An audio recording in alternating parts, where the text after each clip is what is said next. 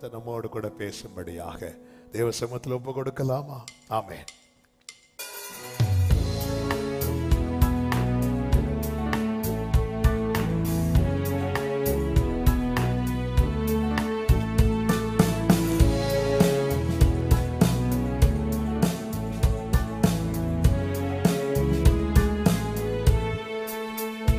உம்மை போல் யாருண்டு எந்த இயேசுநாதா, இந்த பார்தலத்தில் உம்மை போல் யாருண்டு?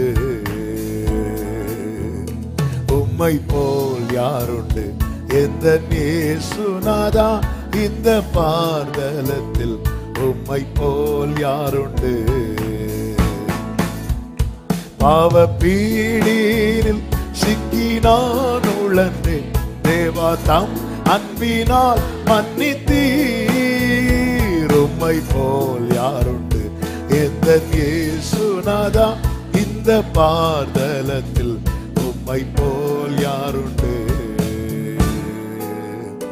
உலகம் மாமிசம் பிசாசு கடியில் அடிமையாகவே பாவி நான் ஜீவித்தேன். நிம்மதி இழந்தேன், தூய்மையை மறந்தேன், மனம் போல் நடந்தேன், ஏமாற்றம் அடைந்தேன். என்னையா தேடினி ஐயா இயேசுநாதா, உம்மை மறந்தவோ துரோகினான். என்னையா தேடினி ஐயா இயேசுநாதா, அடிமை உமக்கே இனினான். உம்மை போல் யாருண்டு எந்த இயேசுநாதா, இந்த பார்தலத்தில் உம்மை போல் யாருண்டு? இன்றைக்கு நான் செய்யும் இந்த தீர்மானத்தை என்றைக்கும் காத்திட ஆவியால் நிரப்போ. உடனும் ஊருக்கும் உடையும் வனையும் உமக்கே உகந்த தூய சரீரமாய், ஐம்பொறிகளையும் உமக்குள்ளடக்கும் இயேசுவே ஆவியால் நிரப்பும். வெற்றி வாழ்க்கையுள்ள மகனாய் திகழ அக்கினி என்னுள்ளம் இறக்கும். உம்மை போல் யாருண்டு எந்த இயேசுநாதா, இந்த பார்தலத்தில் உம்மை போல் யாருண்டு? வீட்டிலும் ஊரிலும் செல்லும் இடமெங்கும் சோதனை வந்திடில் கர்த்தர் நீர் காத்திடும். மெசியா வருகை பலரை சிலுவை கருகில் அழைக்க ஏவிடும். முழங்காலில் நிற்க வேதத்தை அறிய தினந்தோறும் தேவா உணர்த்தும்.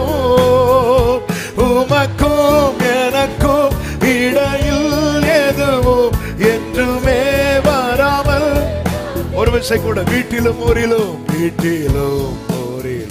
செல்லும் இடமெங்கும் கர்த்தர் நீர் காத்திடும். மெசியா வருகை வரையில் பலரை சிலுவை கருகில் அழைக்க ஏவிடும். வாஞ்சையோடே முழங்காலில் நிற்க வேதத்தை அறிய தினந்தோறும் தேவா, அப்படியே கைகளை உயர்த்தி உமக்கும் எனக்கும் இடையில் எதுவும் என்றுமே வராமல் காத்திடும். உம்மை போல் யாருண்டு எந்த இயேசுநாதா, உம்மை போல் யாருண்டு? உம்மை போல் யாருண்டு?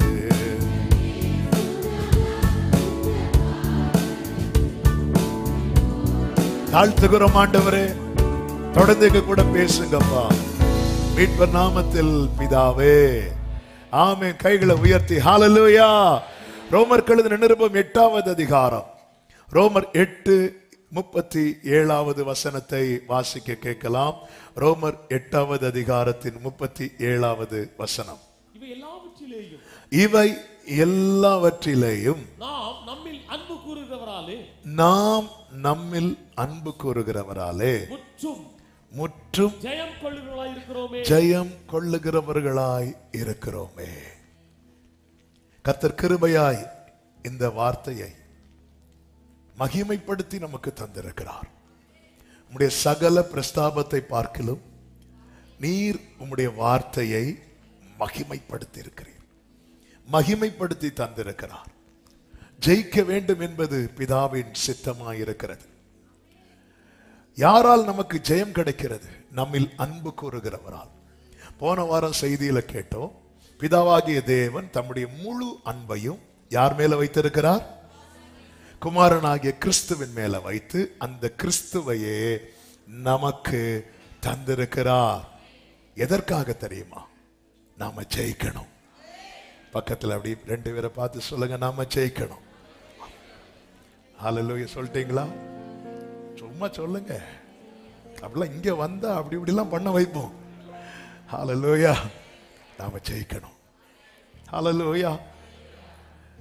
வெற்றி வாழ்க்கையுள்ள மகனாய் திகழ அக்கினி என்னுள்ளம் இறக்கும். உமக்கும் எனக்கும்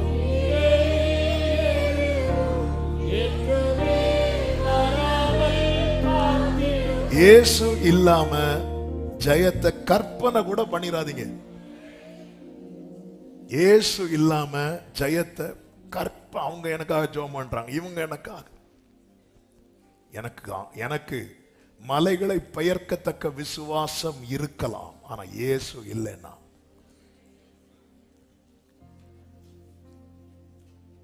இயேசு இல்லாம. அதனாலதான் இயேசு தெளிவாக சீஷர்களிடத்திலே சொன்னார், யோவான் 15:4, என்னில் நிலைத்திருங்கள், நானும் உங்களில் நிலைத்திருப்பேன். கொடியானது திராட்சை செடியில் நிலைத்திராவிட்டால் அது என்ன சொல்லப்பட்டு, அது தானாய் கனி கொடுக்க மாட்டாதது போல. கொடி எப்படி தானாய் கனி கொடுக்காதோ அது போலதான் நம்மளால சுயமா தானாக இயேசு இல்லாம ஜெயிக்க முடியாது.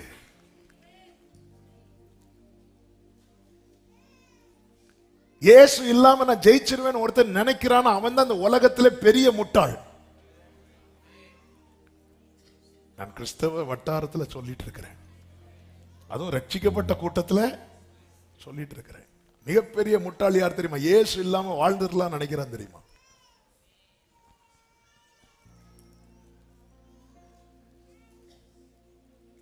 கொடியானது திராட்சை செடியில் நிலைத்திராவிட்டு அது தானாய் கனி கொடுக்காதது போல.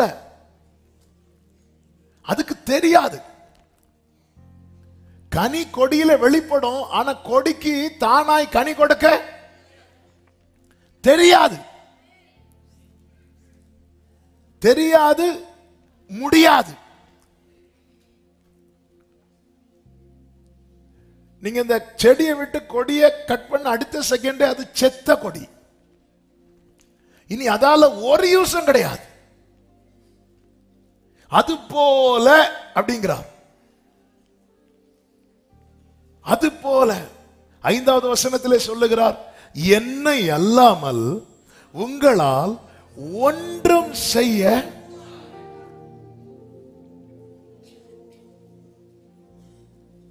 without me you can do nothing. இது ஆக்சுவலா நாம தான் அவர்கிட்ட சொல்லணும். எப்படி சொல்லணும்? ஆண்டவரே, நீங்க இல்லாம எங்களால ஒண்ணுமே செய்ய, நீங்க இல்லைன்னா எங்களால தானாக ஒண்ணும் பண்ண. இது சொல்லாம இருக்கிறாங்க எல்லாரும். நம்ம எல்லாம் இருக்கிறத பார்த்தா இப்போ இந்த ஃபர்ஸ்ட் எக்ஸாம்லாம் எழுத போகும்போது போறத பார்த்தா இப்போ ஸ்டேட் ஃபர்ஸ்ட் வாங்கிட்டு வர்றது மாதிரி இருக்கும். நாங்கள் அப்படிதான் போவோம். வந்துட்டு கொஸ்டின் உங்களுக்கு டஃபா இருந்தா, கொஸ்டின் எங்களுக்கு டஃபா இருந்தா தெரியல, ஆனா எங்க பேப்பரை திருத்துறவங்களுக்கு டஃபா இருக்கும்.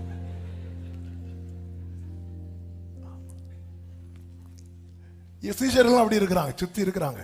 நீ புரிஞ்சுக்கோ, என்ன அல்லாமல் ஒண்ணுமே முடியாது, தானாக சான்ஸே கிடையாது.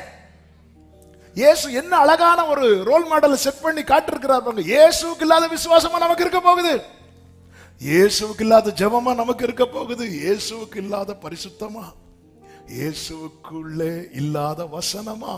அப்படி இருந்தும் சிலுவையிலே இயேசு பிதாவோடு கான்டாக்ட் இல்லைன்னு வரும்போது கத்துறாரு.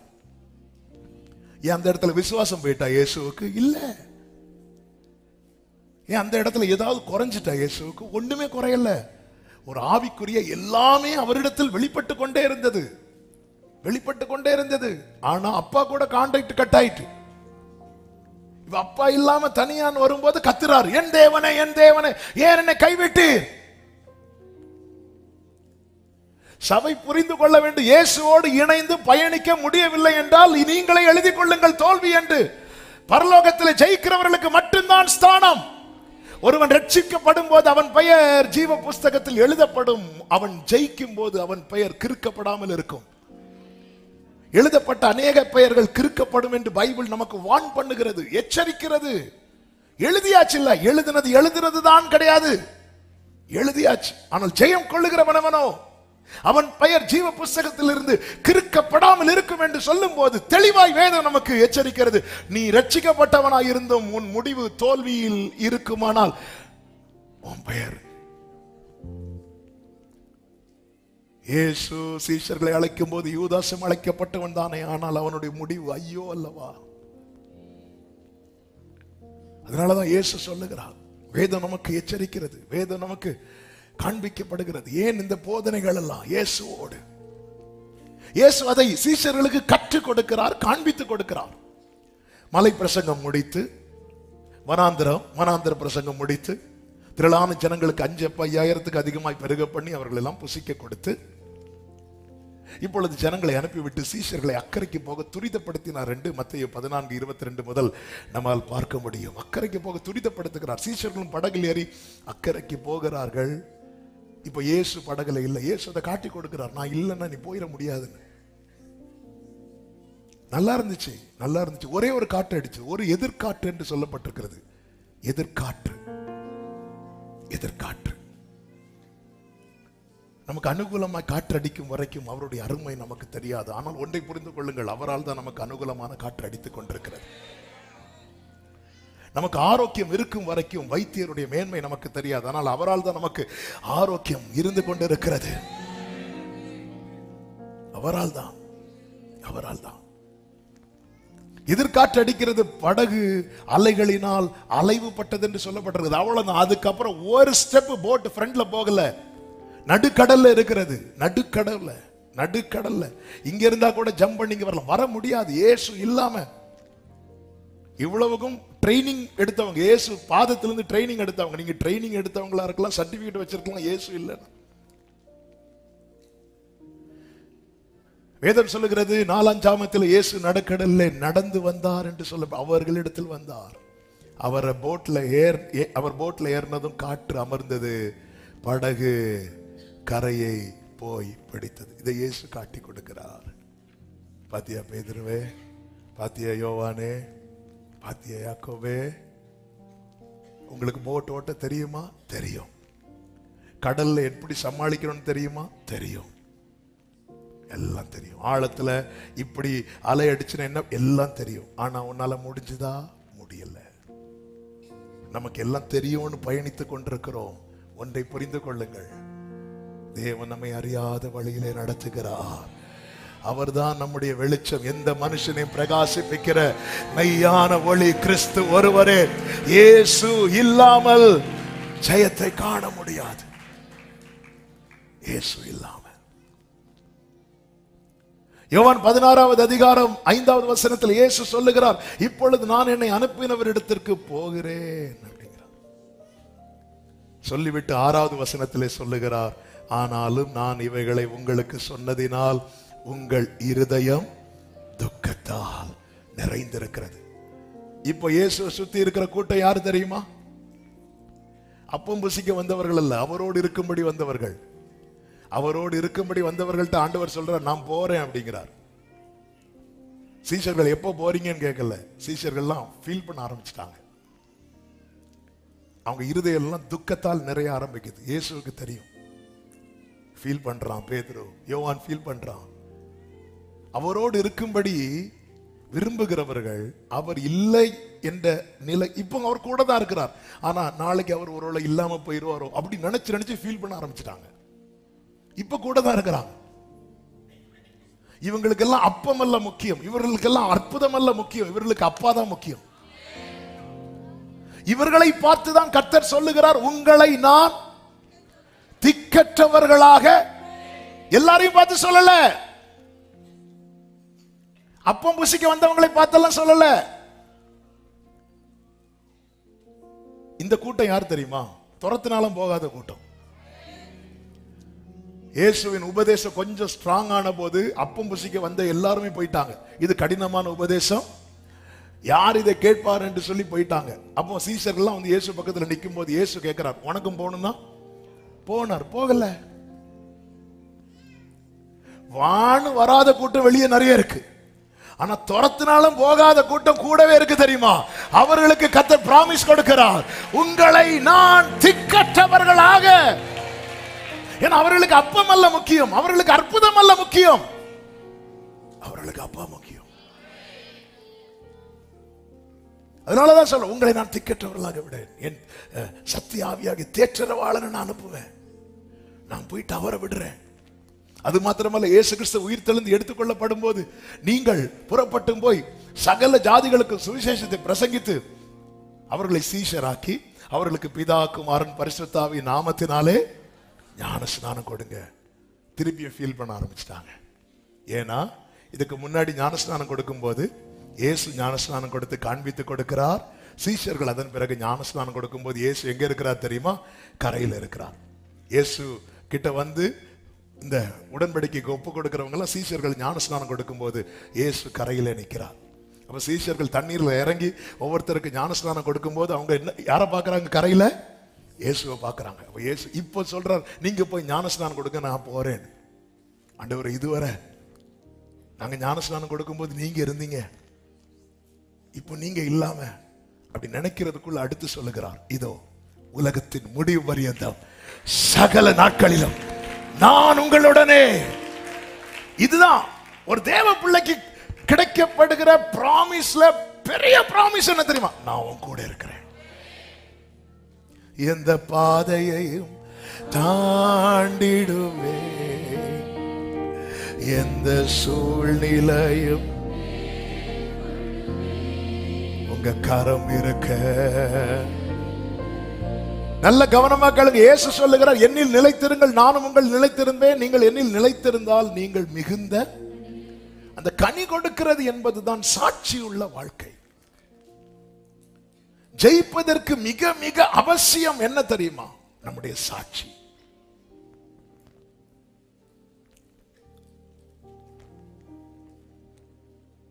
வெளிப்படுத்தின விசேஷம் 12வது அதிகாரம் அதனுடைய 11வது வசனத்தில் இப்படி சொல்லப்பட்டிருக்கிறது, மரணம் நேரிடுகிறதா இருந்தாலும் அதற்கு தப்பும்படி தங்கள் ஜீவனையும் பாராமல் ஆட்டுக்குட்டியின் இரத்தத்தினாலும் தங்கள் சாட்சியின் வசனத்தினாலும் அவனை ஜெயித்தார்கள். They have defeated him by the blood of the lamb and by their testimony. அவங்க சாட்சியினால ஜெயிச்சிட்டாங்க. யாரை ஜெயித்தார்கள்? 10வது வசனத்திலே இந்த சாத்தானை குறித்து சொல்லப்பட்டிருக்கிறது. அப்பொழுது வானத்திலே ஒரு பெரிய சத்தம் உண்டாகி, ரட்சிப்பும் வல்லமையும் நமது தேவனுடைய ராஜ்யமும் உண்டாயிருக்கிறது. இரவும் பகலும் நம்முடைய தேவனுக்கு முன்பாக சகோதரர் மேல் குற்றம் சுமத்தும் பொருட்டு அவர்கள் மேல் குற்றம் சாட்டுகிறவன் தள்ளப்பட்டு போனான்.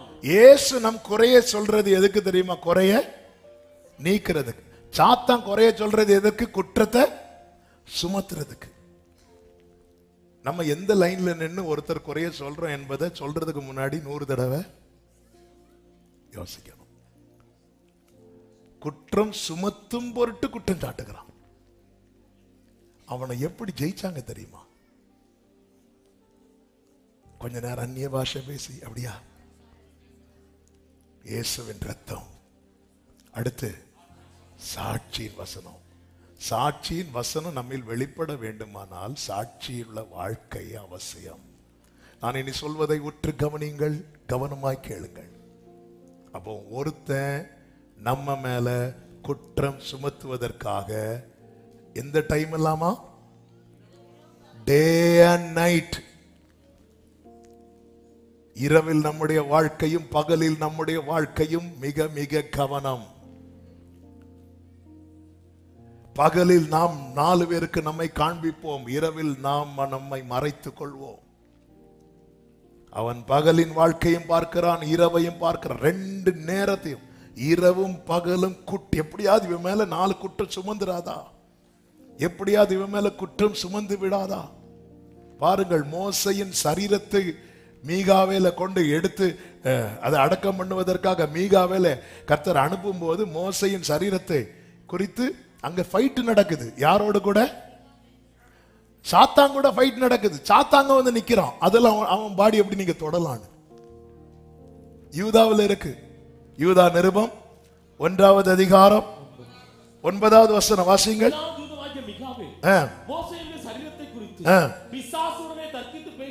ஏன்னா அதாவது ஆண்டவர் வந்து ஒரு ஆத்மா வந்து பரலோகம் அக்செப்ட் பண்ணலைன்னா அந்த ஆத்மா வந்து யார் கையில் ஒப்பு கொடுக்கப்படும் தெரியுமா? பிசாசு கையில். அவன் நேரம் அவன் ஏரியாவுக்கு கூட்டு போயிடுவான். இப்ப மோசையை தூக்கிட்டு போலான்னு வரும்போது வந்து நிக்கிறான். யாருக்கு? நல்ல கவனிங்க, இது எவ்வளவு பெரிய சத்தியத்தை நமக்கு காண்பிக்கிறது தெரியுமா? மோசே யாருங்க? இஸ்ரவேலுக்கு ரட்சகனா அனுப்பப்பட்டவன். மோசே பரலோகத்துக்கு ஈஸியா போக விடல. ஒருத்தன் வந்து நிக்கிறான். அதெல்லாம் தர முடியாது. அது எப்படி நீங்க மோசையை கூட்டிட்டு போலாம்? குற்றம் சுமத்துறதுக்கு நிக்கிறான். என்னெல்லாம் குற்றம் சுமத்தி இருப்பான் தெரியுமா? கண்மலையை பார்த்து நீங்க பேசதானே சொன்னீங்க. அவன் அடிச்சான்ல நிக்கிறான் சாத்தான். அது மட்டும் இல்ல, கோராகின் கூட்டத்தார் வந்து எதிராக எழும்புனதும் அவங்கள வந்து பூமி பிளந்து போடட்டுன்னு சொல்லி அடிச்சான்ல. ஆனா ஆரோனும் மிரியாமும் எதிர்த்து பேசினதும் ஆண்டவரே அவங்கள காப்பாத்துங்க, அந்த இடத்துல பட்சவாதம் காட்டினால மோசே. மற்றவங்க என்ன செத்தாலும் பரவாயில்ல, தன் சகோதரன்னா செத்துடக்கூடாதுன்னு சொல்லிட்டு அழுதானே. இவனே நீங்க பரலோகத்துக்கு கூட்டு போக போறீங்க. கேட்டிருப்பான நமக்கு தெரிஞ்ச சம்பவத்தை வச்சு சொல்றேன். நமக்கு தெரியாதது நமக்கு தெரியாது. ஏன்னா இரவும் பகலும். ஆனால் அந்த இடத்துல தான்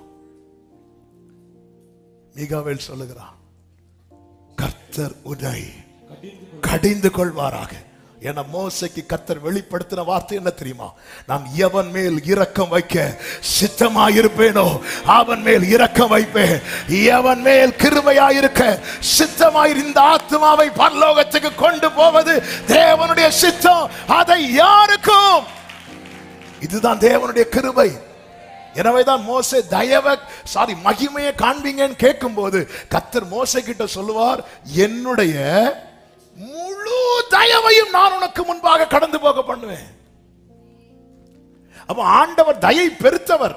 தேவனுடைய மொத்த தயவையும் ஒருவனுக்கு முன்பாக போகுமானால் அவன் தான் பரலோகத்துக்கு போக முடியும். அப்படி பிதாவாகிய தேவனுடைய மொத்த தயவு தான் யாருன்னா ஜீசஸ் கிரைஸ்ட்.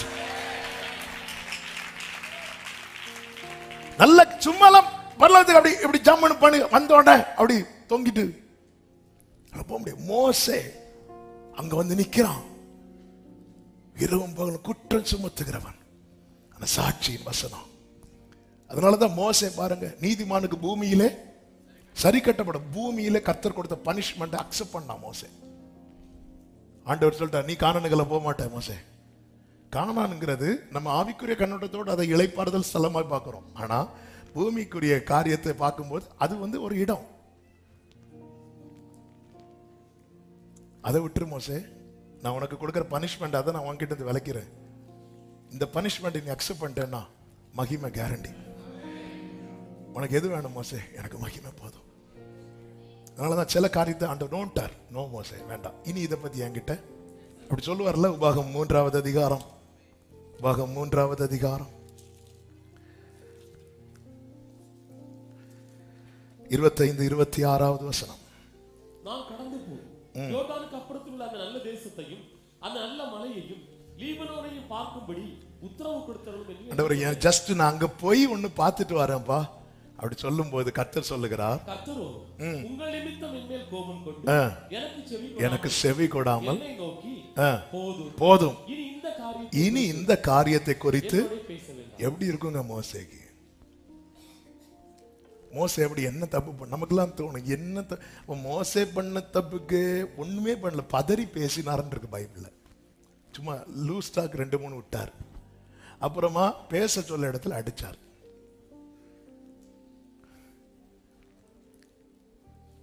ஆண்டவர் சொல்றாரு, இதை பத்தி ஆண்டவர் பேசாது, அவ்வளவுதான். யோசுவா பார்த்து அவன்கிட்ட நான் உனக்கு என்னெல்லாம் சொன்னேன் அப்படி யோசுவா கிட்ட சொல்லிட்டு நீ வா. மோசே ரெடி ஆகிறார். மோசே இப்ப சொல்லு, உனக்கு கானான பார்க்கணுமா மகிமையை பார்க்கணும், வா. இப்ப சாத்தா நிற்கும் போது அவன் குற்றம் சுமத்தும்படி குற்றம் சாட்டினா பரலோகம் அவனை கடிந்து கொள்ளுகிறது. அதன் அடையாளம் தான் இயேசு மறுரூபமான போது அவரோடு கூட மகிமையிலே மோசே நின்று பேசிக் கொண்டிருந்தான். வாழ்க்கையில ஜெயிக்க வேண்டியது எவ்வளவு எவ்வளவு அவசியம், எவ்வளவு முக்கியமானது. எனவேதான் நாம் ஜெயிக்கும்படி நமக்காக கொடுக்கப்பட்டவர் நம் ஆண்டவராக இயேசு கிறிஸ்து. ஜெயிப்பதற்கு சாட்சியின் வசனம் மிக முக்கியம். இயேசுவை பாருங்கள், யோவான் 14 கடைசியில, யோவான் 15 கடைசி, யோவான் 16 கடைசி. இந்த கடைசி 2 வசனங்கள் 2 அதிகாரங்களிலும் 3 அதிகாரங்களிலும் கடைசி வசனங்கள்ல பார்க்கும்போது 3 காரியங்கள் அங்கே சொல்லப்படுகிறது. யோவான் 14:30 கர்த்தர் சொல்லுகிறார், நானே வாசிக்கிறேன், சொல்ற வசனம் மட்டும் வாசிங்க. இந்த உலகத்தின் அதிபதி வருகிறான், அவனுக்கு என்னிடத்தில் ஒன்றுமில்லை. யோவான் 15:26 சத்தியாவியான தேற்றரவாளன் வரும்போது என்னை குறித்து, அப்போ தேற்றரவாளன் சத்தியாவியானவர். இன்னும் ஒரே லைன்ல சொல்லணும்னா பரலோகம் யாரை குறித்து சாட்சி கொடுக்கும் தெரியுமா? இயேசு மாம்சத்தில் சொல்லுகிறார் என்னை குறித்து சாட்சி கொடுப்பார் என்று. அப்ப பரலோகம் யாரை குறித்து சாட்சி கொடுக்கும் தெரியுமா? சாத்தான் உரிமை பாராட்டுறது ஒன்றும் யாரிடத்தில் இல்லையோ அவர்களை குறித்து பரலோகம் சாட்சி கொடுக்கும். எப்போ பரலோகம் சாட்சி கொடுக்கிறதோ 16 கடைசி, நான் உலகத்தை ஜெயித்தேன்.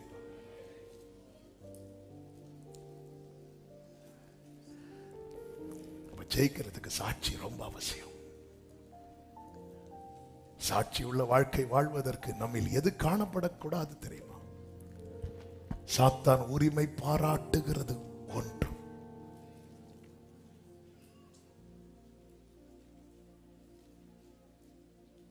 இதுக்குதான் நமக்கு யார் தேவைன்னா இயேசு தேவை. ஏன்னா இயேசுவோடு இருந்தா மட்டும்தான்.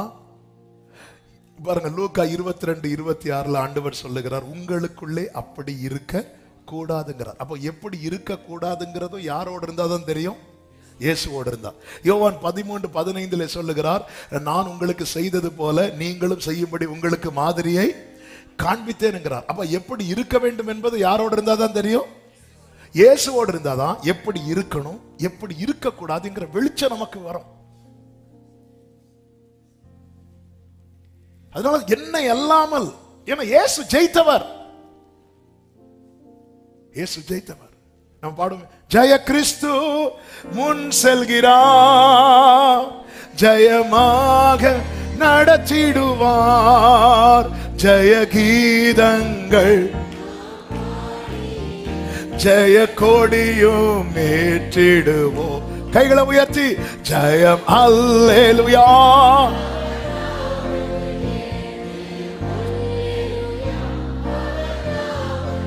இயேசுவோடு இருக்கிற அந்த அனுபவம் நமக்கு தேவை. இயேசுவோடு ஆமென் மோடு இருக்கணும்.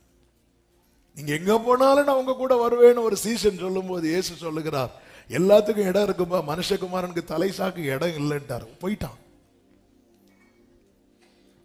நம்ம சொல்றதை விட நம்ம என்ன நினைக்கிறோம் அப்படிங்கறத கர்த்தர் பார்க்கிறார். மனுஷனுக்கு உள்ளத்தில் இருப்பதை அவர் அறிந்திருக்கிறபடியால் அவர் ஒருவரையும் நம்பி இணங்கவில்லை. இயேசுவோடு உண்மையிலே இருக்க வேண்டும் என்று விரும்புகிறவர்கள் துரத்தினாலும் போக மாட்டார்கள். சீஷர்களை துரத்துறார், உங்களுக்கும் போக மனதா இருந்தா போங்க, இதான் சான்ஸ் சொல்லிட்டு பேதுரு ஓடி இருக்கலாம், யோவான் ஓடி இருக்கலாம், ஓடல. நாங்க யார்கிட்ட போவோம்? நாங்க யார்கிட்ட போவோம்? அவங்களுக்கு ஒரே ஆசைதான் அவரோடு இருக்கணும். அதனாலதான் அந்த மகிமையில பேதுரு கண்ட காட்சியில சொல்ற, இங்கே இருப்பது நல்லது, இங்கே இருப்பது நல்லது, இங்கே இருப்பது நல்லது. ஏன்னா அங்க அதுலதான் அவருடைய அந்த மகிமையில தான் இயேசு என்னுடைய மேன்மை, அவர் எவ்வளவு பெரியவர், அவருடைய மகத்துவம் என்ன என்பதை பேதுரு பார்க்கிறான். ஆண்டவர் எப்படி இருந்தவர், எப்படி இருக்க வேண்டியவர். நீங்க அந்த பூமியில எங்க கூட வந்து கஷ்டப்படுறீங்களே ஆண்டவரே, உங்களை நாள் மதிக்க மாட்டேங்கிறாங்களே ஆண்டவரே, நீங்க பேசுறத கேட்க மாட்டேங்கிறாங்களே ஆண்டவரே. ஆனா இங்க பாருங்கப்பா, நாங்கெல்லாம் வச்சு கொண்டாடுற மோசே எலியாலாம் உங்க முன்னாடி வந்து இப்படி நிக்கிறாங்க, உங்ககிட்ட பேசுறாங்க. பிதா மோசே நின்ற பிறகும் எலியா நின்ற பிறகும் உங்களை மட்டும்தான் என்னுடைய நேசகுமாரன்னு சொல்றாரு. நம்ம இங்கேயே இருந்துருவோம், நம்ம இங்கேயே இருந்துருவோம். இது பேதுருடைய விருப்பம் மட்டும் இல்ல, எல்லா தூதர்களுடைய விருப்பம், எல்லா பரிசுத்தவான்களுடைய விருப்பம். ஆனா அதையெல்லாம் உடைச்சிட்டு இந்த பூமியில அவர் வந்தார் நம்மோடு இருக்க.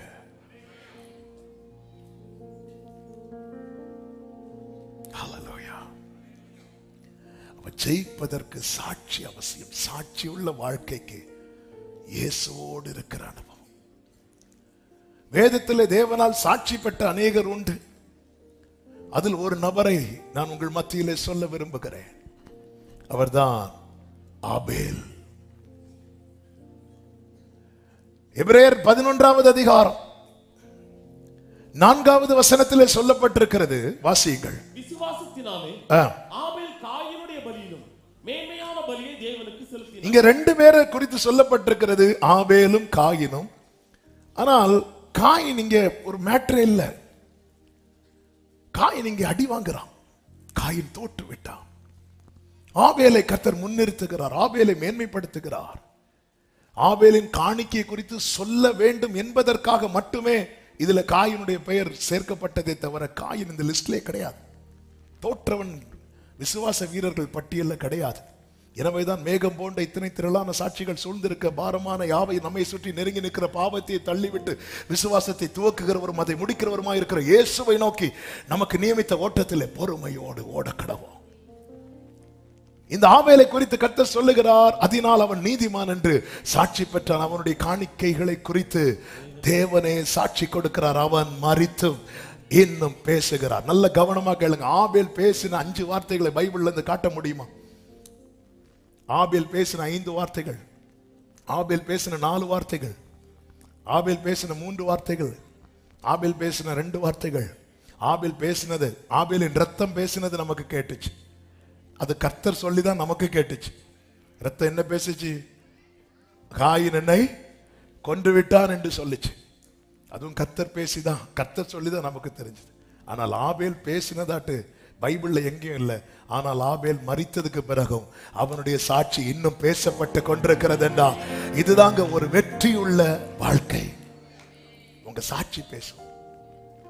வேதத்தில் சொல்லப்பட்டிருக்கிறது. இந்த காயின் பாருங்க, காயின் நெடுநாள் வாழ்ந்தவன், அதிகம் சம்பாதித்தவன், எல்லாம் இருந்தும் அட்ரஸ் இல்லை அவனுக்கு, ஒண்ணுமே இல்லை. எத்தனை துன்மார்க்கர் எவ்வளவு கோடி கோடியை சம்பாதித்து அவர்கள் போனதுக்கு பிற்பாடு ஒண்ணுமே இல்லை. அவங்க பேர் கூட நினைக்கப்படுவதில்லை என்று பைபிள் இருக்கு. நேம் கூட நினைக்கப்படுவதில்லை. ஆனால் இவன் அவ்வளவு பெரிய சம்பாத்தியம் பண்ணானா? ரொம்ப வருஷம் உயிரோடு வாழ்ந்தானா? இல்ல, அவன் மரித்தும் இன்னும் பேசி கொண்டு இருக்கிறான். சாட்சி உள்ளவன் தான் வாழ்ந்து கொண்டே இருப்பான். ஆமென் சொல்லுங்க பார்க்கலாம். அவன் நீதிமான் என்று சாட்சி பெற்றான். நீதி, உண்மையில நீதி அப்படின்னா என்ன அப்படின்னா அநேக அர்த்தம் இருந்தாலும் இன்று பேசும்படி பரிசுத்த ஆவியானவர் சிந்தையில கொண்டு வந்த வார்த்தையை உங்களுக்கு சொல்ல விரும்புகிறேன். அதாவது there is nothing in between two people. இப்போ நானும் என் தம்பி டேவிட் சாம் இருக்கிறோம், எங்களுக்குள்ள நடுவா தடையா ஒண்ணுமே இல்லை அப்படின்னா உண்மையிலே நாங்க நீதி உள்ள உறவுல இருக்கிறோம் அர்த்தம்.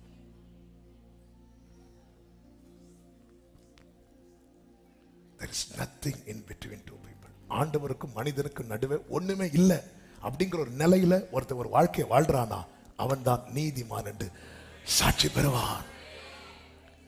ஆபேலும் காயினும் தேவ சமூகத்தில் நிற்கிறாங்க. ஆபேலுக்கும் தேவனுக்கு நடுவில் ஒன்றும் இல்லை, அவன் அங்கீகரிக்கப்பட்டான். காயினுக்கும் தேவனுக்கு நடுவில் நிறைய இருக்கு, காயினை கண்டுக்கவே இல்லை, அங்கீகரிக்கப்படவில்லை. தேவன் மனிதனை படைத்ததே இந்த உறவுக்காக தான், இந்த உறவுக்காக தான். எனவே தான் மனிதனை வாழும்படியாய் படைக்கவில்லை, மனிதனை ஆளும்படியாக படைத்தார். தேவன் மனிதனை தமது சாயலால், தேவனுடைய சாயல் ஒருத்தர் இருக்கிறானாலே அவன் பிறப்பிக்கப்பட்டது வாழ்வதற்கல்ல, ஆள்வதற்கு. ஆள்வதற்கு நீங்கள் சகலத்தையும் ஆண்டு கொள்வீர்கள் என்றார். அப்ப அவர் உலாவ வரும்போது இவங்கெல்லாம் உறவாடுவாங்க. அவர் தான் ஊதுறார். தூதனை வச்சு ஊதி இருக்கலாம்ல, வேற யாரு? அவர் தான். அந்த சுவாசம், அவருடைய சுவாசம் அவருக்குள்ள இருந்து அப்படி சுவாசத்தை ஊத அவன் ஜீவ ஆத்மாவானான். ஆனால் மனிதன் பாவத்தில் விழுகிறான், பாவம் செய்கிறான். எப்பொழுது பாவம் செய்தானோ தேவனுக்கும் மனிதனுக்கு நடுவாய் பாவம் வருகிறது. கடந்த நாள்ல என்ன உடைச்ச ஒரு வார்த்தையை நான் சொல்றேன். ஆதாம் ஏவாள் பாவம் செய்தது தேவனுக்கு தெரியுமா தெரியாதா?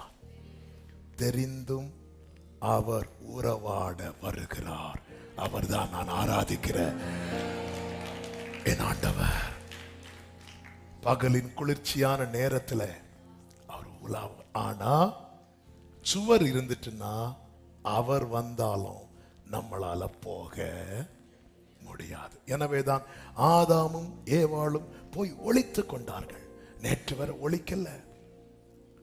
நேற்று காலையில எழுப்பினதிலிருந்து நைட்டு தூங்க வைக்கிறது வரை கர்த்தர். அவர் தானே பூணு ஊதி எழுப்பினார். எழுப்பிட்டு ஆதாமுக்கோ கர்த்தர் அயர்ந்த நித்தர். அப்ப காலையில எழுப்பினதுல இருந்து நைட்டு தூங்க வைக்கிறது வரை கர்த்தர். இப்படி இருந்த உறவு எப்பொழுது பாவம் நடுவாக வந்ததோ உறவு பிரிக்கப்பட்டது. ஆதாமே ஆதாமேன்னு கூப்பிடுகிறார். இவனால போய் அட்டன் பண்ண முடியல. தேவனுக்கும் நமக்கு நடுவில் ஏதோ ஒன்று இருக்குன்னா அது எப்படி அடையாளம் காண முடியும் தெரியுமா? நம்ம நினைச்ச நேரத்துல எல்லாம் ஜெபிக்க முடியாது, ஜெபிக்க தோணும், ஜெபிக்க முடியாது, பைபிள் படிக்க முடியாது, சமூகத்துல உட்கார முடியாது, பைபிள் மெடிடேட் பண்ண முடியாது. இந்த அனுபவம் என்னால ஜெபிக்க முடியல, பைபிள் படிக்க முடியல, ஆண்டவரோடு உறவாட முடியவில்லை. அப்படி யாரு சொன்னாலும் நான் தாழ்மையோடு சொல்லுகிறேன், உணர்த்தும்படியாய் சொல்லுகிறேன், உங்களுக்கும் தேவனுக்கும் நடுவே தடையாய் சில காரியங்கள் இருக்கிறது. மனிதன் பாவம் செய்தான். எனவேதான் ஏதேனை விட்டு துரத்தப்பட்டு ஆதியாகமம் 3வது அதிகாரம் 24 சொல்லப்பட்டிருக்கிறது. அவர் மனுஷனை துரத்தி விட்டு ஜீவ விருட்சத்துக்கு போகும் வழியை காவல் செய்ய ஏதேன் தோட்டத்துக்கு கிழக்கே கேருபீன்களையும் வீசி கொண்டிருக்கிற சுடர்வழி பட்டயத்தையும் வைத்தார். உள்ளே வர முடியாது, வரவே முடியாது. தேவனுக்கும் மனிதனுக்கு நடுவே ஒரு பெரும் சுவர் இருக்கிறது, பெரும் தடை இருக்கிறது. ஆனால் தேவன் இதை முன்னமே கண்டார், முன்னமே கண்டார். நம்முடைய வாழ்க்கை எப்பவுமே நமக்கு முன்னாடி ஆப்ஷன் இருந்துட்டே இருக்கும். அதனாலதான் இடுக்கமான வாசல் இருக்கு, கேட்டுக்கு போகும் வாசல் இருக்கு. எல்லாமே ஆண்டவர் ஃபர்ஸ்டே பிளான் பண்ணிட்டார். எனவேதான் ஒரு மனுஷன் விழுந்துட்டானா குமாரனை கொடுப்பது அவர் ஏற்கனவே போட்ட பிளான். ஆனா மனுஷன் விழாம ஜெயிச்சிட்டானா ஜெயிப்பான் நம்பினார். அன்பு சகலத்தை நம்பும். பிதா நம்பினார். ஆனா விழுந்துட்டான். விழுந்த உடனே ஏற்கனவே ஒரு எல்லாத்தையும் செட் பண்ணி வைக்கிறார். அவன் விழாம இருந்திருந்தானா வேற. ஆனா விழுந்துட்டானா உடனே அவர் பதறல. குமாரன் ஓடி பார்க்கிறார்.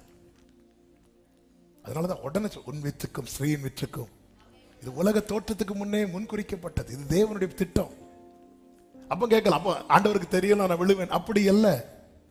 நீ விழுந்தா அப்படின்னு ஒரு ஆப்ஷனை வச்சார். மனுஷனுக்கு மட்டும். ஏன்னா அவன் அவருடைய சாயலால் படைக்கப்பட்டவன். அவன் அவனாக விழவில்லை. அவனை விழ தள்ளினது யாரு? பிசாசானவன்.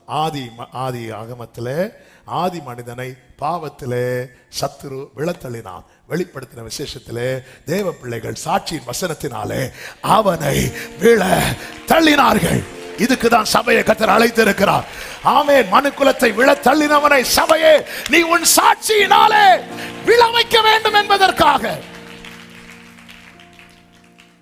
இப்பொழுது இந்த பாவம் என்கிற பெருஞ்சுவர், இந்த தடை மாறணும். யாராலையும் மாற்ற முடியவில்லை. இப்படி இருக்கையில் தான் அவன் யாராவது உள்ள என்றானா அவங்க மேல வெட்டு விழும். என சுடர் ஒளி பட்டயத்தை பிடித்துக் கொண்டு கேருபீன்கள் நிற்கிறார்கள். இப்படி இருக்கும்போதுதான் வேதம் சொல்லுகிறது, ரோமர் 1 யோவான் 2:2 நம்முடைய பாவங்களை நிவர்த்தி செய்கிற கிருபாதார பலி அவரே. நம்முடைய பாவங்களை மாத்திரமல்ல, சர்வ லோகத்தின் பாவங்களை நிவர்த்தி செய்கிற, சர்வ லோகத்தின் பாவங்களையும். சிலர் அறியாமையில சொல்லுவாங்க இயேசு கிறிஸ்து வெளிநாட்டு கடவுள். அவர் இந்தியர் அல்ல. இந்தியரோ ஆப்பிரிக்கரோ அமெரிக்கரோ இங்கிலாந்தை சேர்ந்தவரோ எந்த கண்டத்தை சேர்ந்தவரோ எந்த நாட்டை சேர்ந்தவரோ ஒன்றை கேளுங்கள், சர்வ லோகத்தின் பாவத்தை நிவர்த்தி செய்கிற கிருபாதார பலி ஒரே ஒருவர் மட்டும்தான். அவர் ஆண்டவர் ஆகிய இயேசு கிறிஸ்து மட்டுமே. வேதம் சொல்லுகிறது ரோமர் 4:25 அவர் நம்முடைய பாவங்களுக்காக ஒப்பு கொடுக்கப்பட்டும் நாம் நீதிமான்கள் ஆக்கப்படுவதற்காக எழுப்பப்பட்டும். பாவத்தை நிவர்த்தி செய்கிறது மட்டும் இல்ல, நாம் நீதிமான்கள் ஆக்கப்படுவதற்காக. எதுக்கு நீதிமான்கள் ஆக்கி இருக்கிறார்? எதுக்கு நீதிமான்கள் ஆக்கி இருக்கிறார்?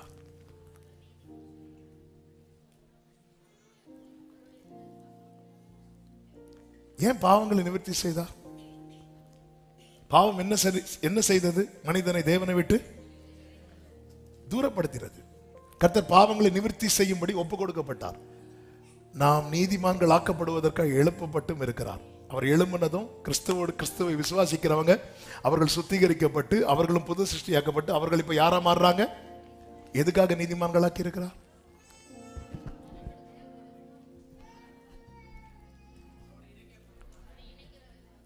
அவ்வளவுதான். எதுக்கு நீதிமான்கள் ஆக்கி இருக்கிறார்? சர்ச்சில் சேர்றதுக்கா? நீதிமான் ஆக்கப்பட்டா இந்த ஆபிரகாமுடைய ஆசீர்வாதம் எல்லாம் நமக்கு கிடைக்கும். இன்னைக்கு எல்லாருடைய போக்கஸ் அப்படிதானே. ஆபிரகாமுடைய ஆசீர்வாதம் இல்லைன்னு சொல்ல இருக்கும். ஆபிரகாமுக்கு உண்டானது போல நமக்கு ஆசீர்வாதம் உண்டாகும். நாம் அந்நியர் அல்ல, கிறிஸ்துவுக்குள் உண்டாயிருக்கிறோம். நீங்க மட்டும் ரட்சிக்கப்பட்டு பாருங்க, எல்லாம் மாறும். எல்லா வியாதியும் மாறும். வியாதி மாறுவதற்காக ரட்சிக்கப்படுவது, கல்யாணம் நடப்பதற்காக ஞானஸ்நானம் எடுப்பது,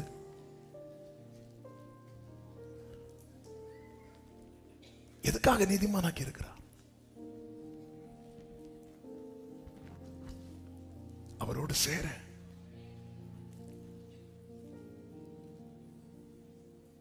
அவரோடு இணைய. நம்முடைய கோல் என்ன? நம்முடைய போக்கஸ் என்ன? இதுக்காக இயேசு தம்முடைய சரீரம் என்னும் அந்த திரையை அப்படி கிழிக்க ஒப்பு கொடுத்தார்.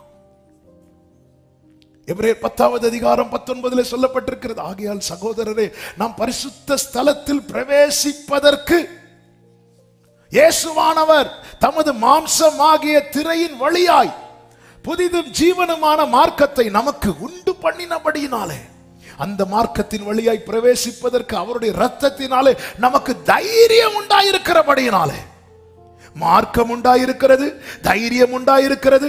தேவனுடைய வீட்டின் மேல் அதிகாரியான மகா ஆசாரியர் நமக்கு ஒருவர் இருக்கிறபடியினாலே, துர்மனசாட்சி நீங்க தெளிக்கப்பட்ட இருதயம் உள்ளவர்களாயும், சுத்த ஜலத்தால் கழுவப்பட்ட சரீரம் உள்ளவர்களாயும், உண்மையுள்ள இருதயத்தோடு விசுவாசத்தின் பூரண நிச்சயத்தோடும் சேர கடவோம். எபிரேயர் 4:16 சொல்லப்பட்டிருக்கிறது, ஆதலால் நாம் இரக்கத்தை பெறவும் ஏற்ற சமயத்தில் சகாயம் செய்யும் கிருபை அடையவும் தைரியமாய் கிருபாசன தண்டையில் சேர கடவும். சேர்றதுக்காக என்னை ஏன் கழுவினார்? என்னை ஏன் ஜலத்தினால் இரத்தத்தினால் நான் என்னை ஏன் மீட்புக்குள்ள நடத்தினார்? என்னை ஏன் உடன்படிக்கைக்குள்ள கொண்டு வந்தார்? சேரணும், இயேசுவை சேரணும். வேதம் சொல்லுகிறது, குமாரன் கோபம் கொள்ளாமலும் நீங்கள் வழியிலே அழியாமலும் இருக்கும்படிக்கு அவரை முத்தமிடுங்கள். இன்னும் கொஞ்ச காலத்தில் அவருடைய கோபம் பற்றி எறியும். அவரை அண்டிக் கொள்ளுகிற யாவரும் பாக்கியவான்கள். எனக்கும் நாம் பாடினோமே, வீட்டிலும் ஊரிலும் செல்லும் இடமெங்கும் சோதனை கர்த்தா நீர் மேசியா வருகை வரையில் பலரை சிலுவை கருகில் அழைக்க விடோ. முழங்காலில் நிற்க வேதத்தை அறிய தினம் தோறும் தேவா உணர்த்தும். உமக்கும்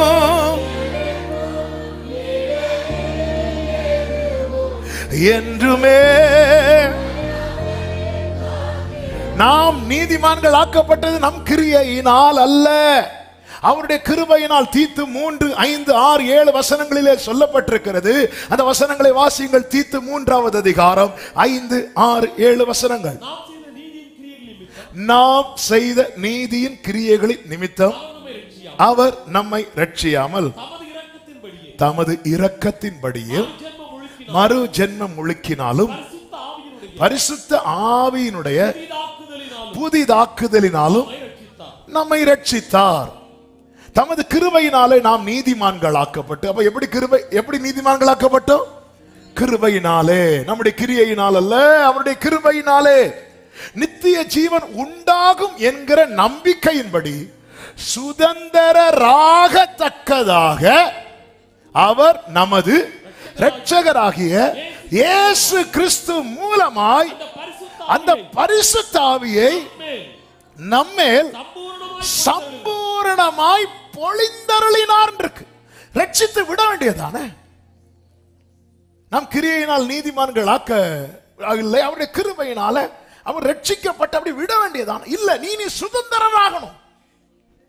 சுதந்திரனாகணும்னா உன் சுயத்தால முடியாது.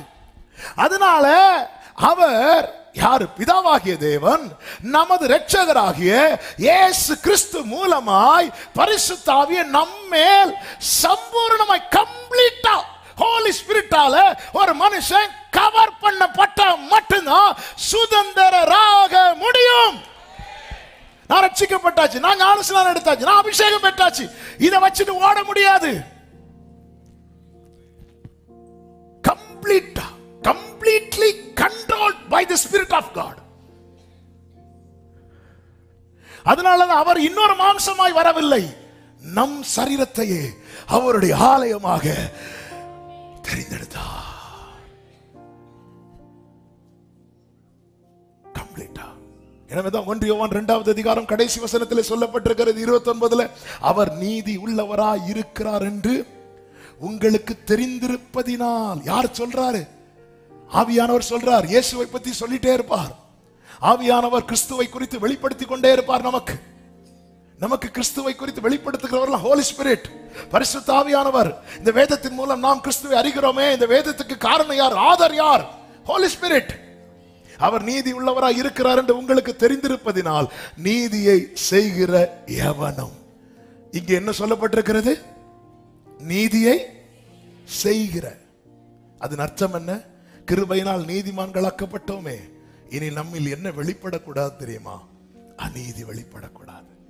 அதுக்காக தான் ஆவியானவரை நமக்கு சம்பூர்ணமாய் பொழிந்தருளினார். இனி நாம் வாழும் வாழ்க்கை என்ன? பழையன ஒளிந்தன, எல்லாம் புதிதாயின.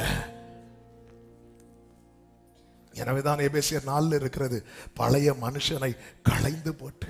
இதுக்கெல்லாம் சப்போர்ட் பண்ற ஹெல்ப்பர் தான் ஹோலி ஸ்பிரிட், சகாயர், தேற்றரவாளன்.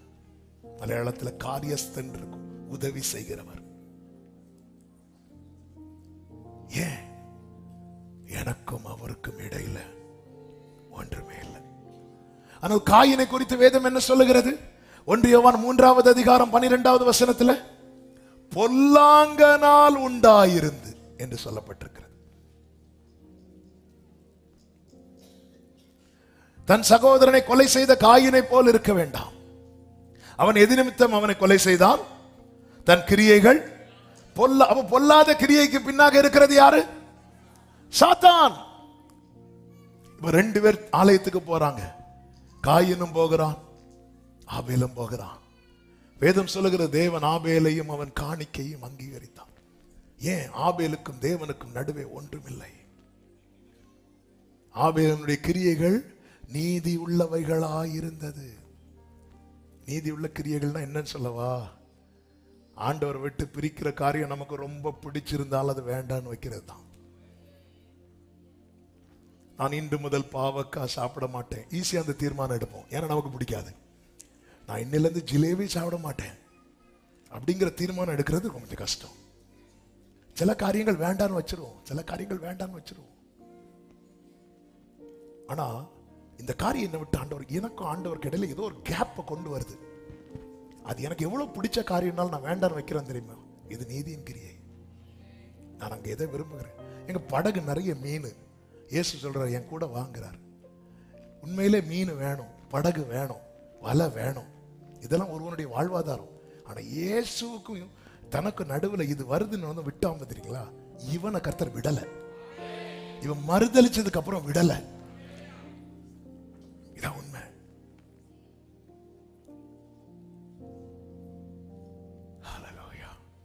முழங்காலில் நின்று வேதத்தை அறி தினந்தோறும் தேவா உமக்கும்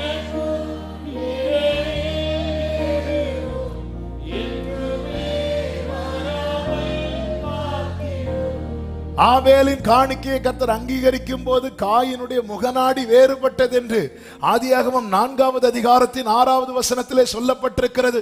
கர்த்தர் கேட்கிறார், உன் முகநாடி ஏன் வேறுபடுது? உனக்கு ஏன் எரிச்சல் வருது? 7வது வசனத்திலே சொல்ல, நீ நன்மை செய்தால் மேன்மை இல்லையோ? நீ 6 நாள் எனக்கும் உனக்கும் நடுவே பிரிவினை இருக்கும்படியான கிரியைகளை செய்துவிட்டு 7வது நாள்ல வந்து ஆண்டவரே இதை அங்கீகரியும் என்று சொன்னால் என்னால் அங்கீகரிக்க முடியாது என்கிறார். நன்றாய் கவனியுங்கள். ஒருவன் தேவ சமூகத்தில் அங்கீகரிக்கப்படுறான், அவன் ஜெயிச்சிட்டான் அர்த்தம். ஒருத்தன் தேவ சமூகத்தில் அங்கீகரிக்கப்படவில்லை என்றால் அவன் தோற்று விட்டான் என்ற அர்த்தம். எனவே தான் காயினுக்கு சான்ஸ் கொடுக்கிறார். நீ நன்மை செய்தால் உனக்கு மேன்மை இல்லையோ, உனக்கு நான் சான்ஸ் கொடுக்கிறேன். மீக 6வது அதிகாரம் 6வது வசனத்திலே, என்னத்தை கொண்டு நான் கர்த்தருடைய சந்நிதியில் வந்து உன்னதமான தேவனுக்கு முன்பாக பணிந்து கொள்வேன்? என்னத்தை கொண்டு? நான் என்ன கொண்டு வரலாம், என்ன கொண்டு வரலாம் இப்படின்னு கேட்கும் போது கர்த்தர் 8வது வசனத்திலே சொல்லுகிறார், வாசியுங்கள். மனுஷனே, நன்மை இன்னதென்று அவர் உனக்கு அறிவித்திருக்கிறார். நியாயம் செய்து இரக்கத்தை சிநேகித்து உன் தேவனுக்கு முன்பாக மனத்தாழ்மையாய் நடப்பதை அல்லாமல் இவங்க ஆண்டவர் நான் என்னத்தை கொண்டு வர? ஆண்டவர் சொல்றார், எனக்கு நான் கேட்கிறத கொண்டு வாப்பா, நான் வேற என்னத்தை உன்கிட்ட கேட்கிறேங்கிறார். நான் ஆடு கொண்டு வரவா, நான் மாடு கொண்டு வரவா, நான் தகன பலிகளை கொண்டு வரவா, 1 வயது கன்றுக்குட்டியை கொண்டு வரவா, அது கொண்டு வேற வேண்டாம்பா. நியாயம் செய்து இரக்கத்தை சிநேகித்து கர்த்தருக்கு முன்பாக மன தாழ்மையா நீ நடக்கிறத விட நான் வேற என்னத்தை கேட்கிறேன், நான் என்னத்தை தரேன், நான் வேற என்னத்தை கேட்கிறேங்கிறார். ஆமென். எனக்கும் தேவனுக்கும் நடுவே ஒரு சுவர் இருக்குமானா நான் இங்க இருந்து போடுற அத்தனை சத்தமும் வேஸ்ட். அது சும்மா ஓசையுள்ள கைத்தாளம் போல இருக்கும், அவ்வளவுதான். அது போலதான்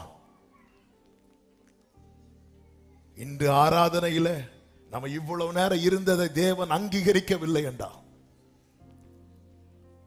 நம்ம சும்மா இருந்துட்டு போனோம், அவ்வளவுதான்.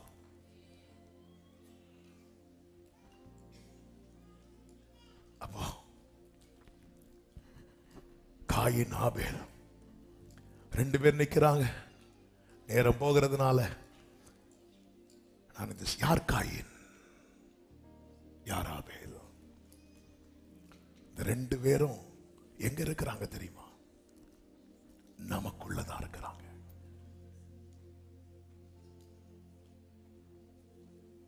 கவனிங்கள், நான் ஆவிக்குரிய கண்ணோட்டத்தோடு சொல்லுகிறேன். காயினை வளர விடாதீங்க, ஆபேலை கொலை செய்வான். ஆவி மாம்சத்துக்கு விரோதமாய், மாம்சம் ஆவிக்கு விரோதமாய் போராடும். காயினை என்கரேஜ் பண்ணாதீங்க, ஆபேலை கொன்றுவான். இதுதான் பவுல் சொல்லுகிறார் ரோமர் 7வது அதிகாரம் 15வது வசனத்தில். எப்படி எனில் நான் செய்கிறது எனக்கே சம்மதி இல்லை, நான் விரும்புகிறதை செய்யாமல் நான் வெறுக்கிறதையே செய்கிறேன். 21 நன்மை செய்ய விரும்புகிற என்னிடத்தில் தீமை உண்டென்கிற ஒரு பிரமாணத்தை காண்கிறேன். உள்ளான மனுஷனுக்கு ஏற்றபடி தேவனுடைய நியாய பிரமாணத்தின் மேல் பிரியமாயிருக்கிறேன். ஆகிலும் என் மனதின் பிரமாணத்துக்கு விரோதமாய் போராடுகிற வேறொரு பிரமாணத்தை என் அவயவங்களில் இருக்க காண்கிறேன். அது என் அவயவங்களில் உண்டாயிருக்கிற பாவ பிரமாணத்துக்கு என்னை சிறையாக்கி கொள்ளுகிறது. அந்த காயினும் அந்த ஆபேலும் நமக்குள்ளதான் இருக்கிறாங்க. சர்ச் முடிச்சிட்டு நிறைய பேர் சர்ச்சுக்குள்ள ஆபேலா, வெளியே காயினா.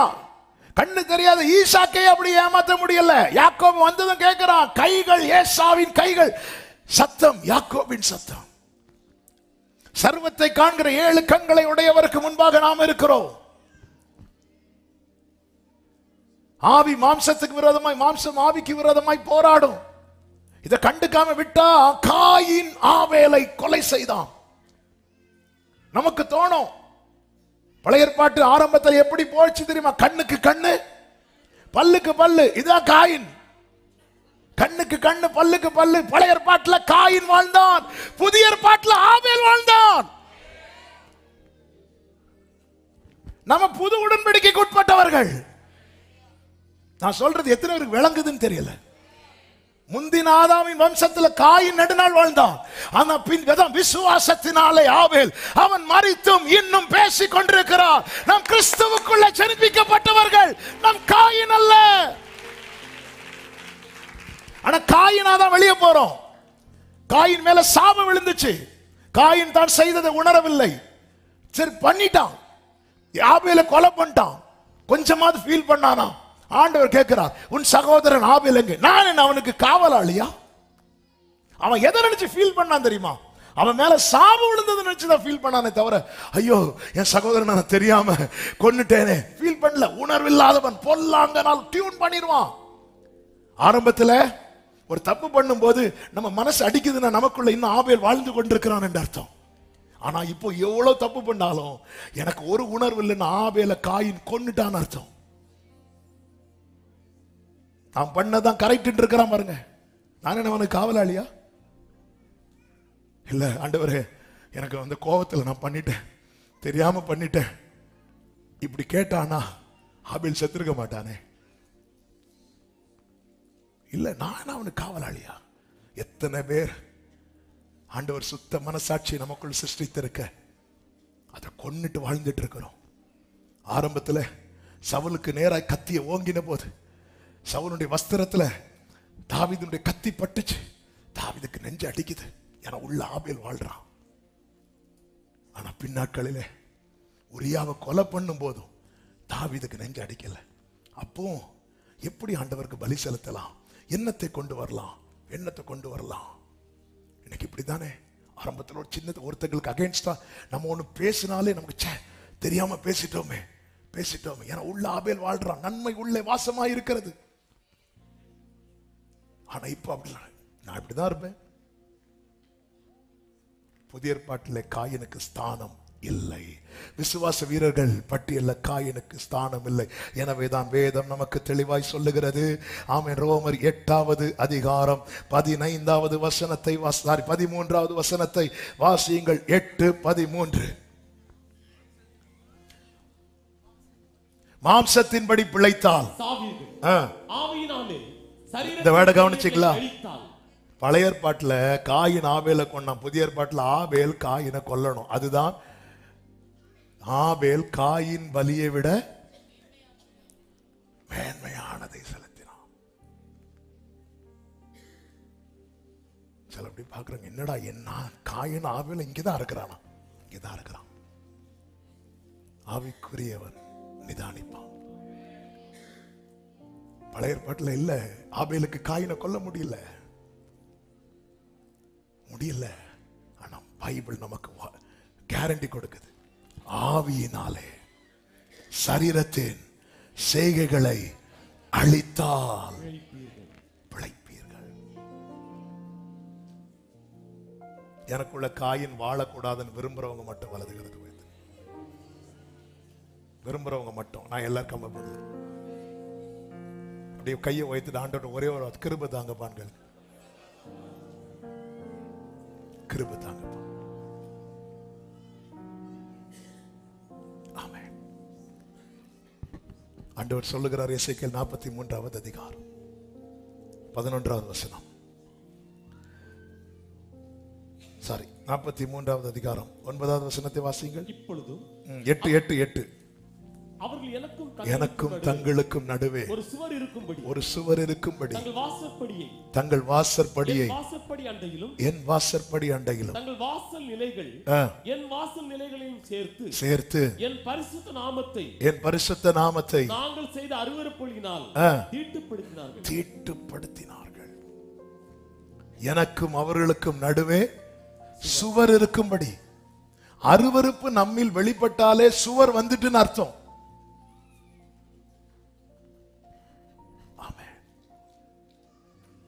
புருஷனுக்கு துரோகம் பண்றது, மனைவிக்கு துரோகம் பண்றது, சகோதரனை பகைக்கிறது, அநியாயம் செய்கிறது, அநியாயமாய் பிறரை வஞ்சித்து அவர்களுக்குரியதை அபகரிக்கிறது, சுவர் வந்துட்டு. ஆண்டவர் சொல்லுகிறார் 9வது வசனத்துல, இப்பொழுது அவர்கள் தங்கள் வேசித்தனத்தையும் தங்கள் ராஜாக்களின், என்ன ராஜாக்களின் பிரேதங்கள்னா என்ன தெரியுமா? மரித்த ராஜாவை வழிபடுவாங்க தலைவரா. மரித்த பாகால் இதெல்லாம் இருக்குல்ல, அப்படிதான் வந்துச்சு. மரித்தவங்களை தெய்வங்களாக்கிடுவாங்க. நம்ம சொல்லாம அப்படி ஆக்குவோம் தெரியுமா? கல்லறைக்கு மேல போய் என்ன போடுவோம் தெரியுமா? மாலை போடுவோம். அதான் புரிய மாட்டேங்குது. கல்யாணத்துக்கு மாலை போடுறோம். ஒருவேளை ரெண்டும் ஒன்னான்னு தெரியல. கல்லறைக்கு மாலை போட்டுட்டு இது அருவருப்புங்கிறார். அருவருப்பு. ஒரு நினைவுக்காக கல்லறை வைக்கிறோம். கல்லறை பக்கம் போற தப்பு இல்லை. அங்க போய் நிற்கும் போது நல்ல நல்ல நினைவுகள் வரும், பழைய நினைவுகள் வரும். அதனாலதான் அடக்கம் பண்ணும் போது ஆபிரகாம், சாராள், ஈசாக்கு, ரெபேக்காள், யாக்கோபு இவங்கெல்லாம் அடக்கம் பண்றாங்க. யோசேப்பு சொல்ற, நீங்க போகும்போது என் எலும்பை தூக்கிட்டு போயிருங்க, எலும்பை வச்சு கோயில் கட்டுங்கன்னு சொல்லல. இது கல்லறை கிட்ட போய் ஒரு மெழுகு கொளுத்தி இருக்கிறாள ஒழுங்கா தூங்க விடாம நம்ம இப்படி மாலையை போட்டு உள்ள இருக்கிற சொல்ற, அடுத்த மாலை உனக்குதாவா? இது முட்டாள்தனம். மற்றவங்களை பத்தி நான் சொல்லல, தேவனை ஆராதிக்கிற தேவ பிள்ளைகளுக்கு தான் சொல்லிட்டு இருக்கிறேன். இது அருவருப்புங்கிறார், இதை நீ அகட்டுங்கிறார். என் தகப்பன், நான் சொல்லி இருக்கிற பால, என் தகப்பனார் மரித்து கல்லறை கட்டிட்டு டெய்லி கல்லறைக்கு போவேன். ஒரு வாரம் கழிச்சு எனக்கு ஆண்டவர் ஒரு சொப்பனத்தை காட்டுறாரு. அந்த சொப்பனத்தில் எங்க வீட்டுக்குள்ளேருந்து எங்க அப்பா வராங்க, சீரியஸா வராங்க. நான் வந்து, அப்பா நீங்க இங்க நிக்கிறீங்க, நாங்க உங்களுக்கு அங்க பெருசா கல்ற கட்டி வச்சிருக்கிறோம். ஒரே கேள்வி, அங்க யார் இருக்காங்க? அன்னைக்கு போறதை விட்டேன், அங்க யார் இருக்கிறா? இது அங்க போய் மெழுகு கொளுத்தி சுத்தி இருந்து, அதுக்கு முன்னாடி ஒரு ஜெபம். பாஸ்டர் கல்ற கிட்ட வந்து ஒரு ஜெபம் பண்ணிட்டு போங்க, நான் வேணா உங்களுக்கு வந்து ஜெபம் பண்றேன். இதெல்லாம் அருவருப்பு, அருவருப்பு. பைபிள் படி அருவருப்பு. சுவரை ஏன் கட்டுறீங்க?